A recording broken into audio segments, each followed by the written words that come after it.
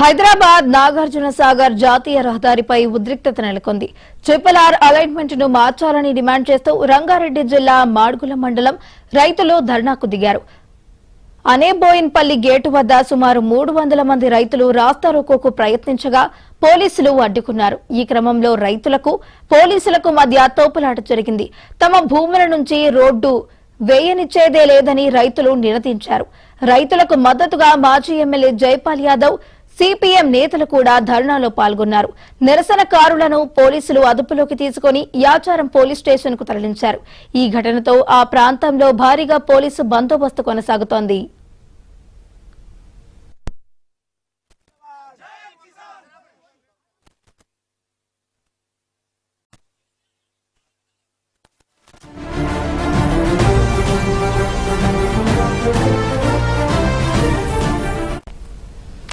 హైదరాబాద్ నాగార్జున సాగర్ జాతీయ రహదారిపై ఉద్రిక్తత నెలకొన్నట్టు తెలుస్తోంది. RRR అలైన్మెంట్ ను మార్చాలంటూ కూడా డిమాండ్ చేస్తూ రంగారెడ్డి జిల్లా మాడుగుల మండలం రైతులైతే ధర్నాకు దిగారు. ఇక ఇదే అంశానికి సంబంధించి మరింత సమాచారాన్ని మా ప్రతినిధి శ్రీలక్ష్మి అందించడానికి సిద్ధంగా ఉన్నారు.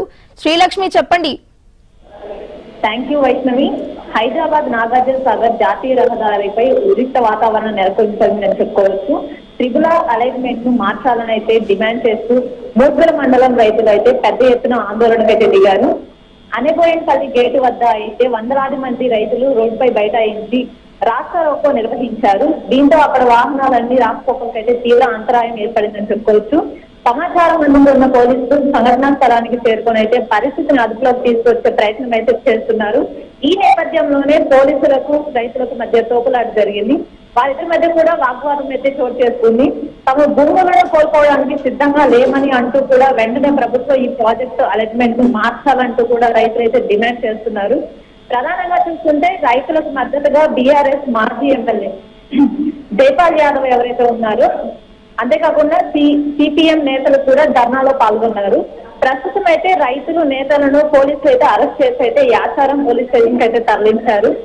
ఈ అరెస్టులతో ప్రస్తుతం పరిస్థితులు మరింత ఉద్రిక్తంగా మారిందని చెప్పుకోవచ్చు.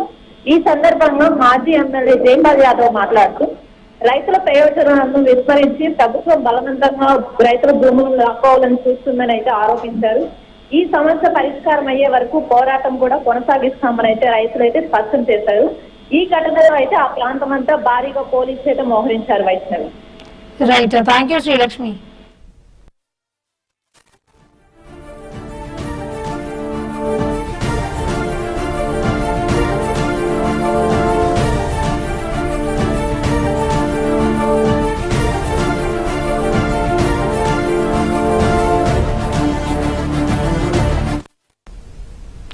ఏలూరు ప్రభుత్వ వైద్య కళాశాల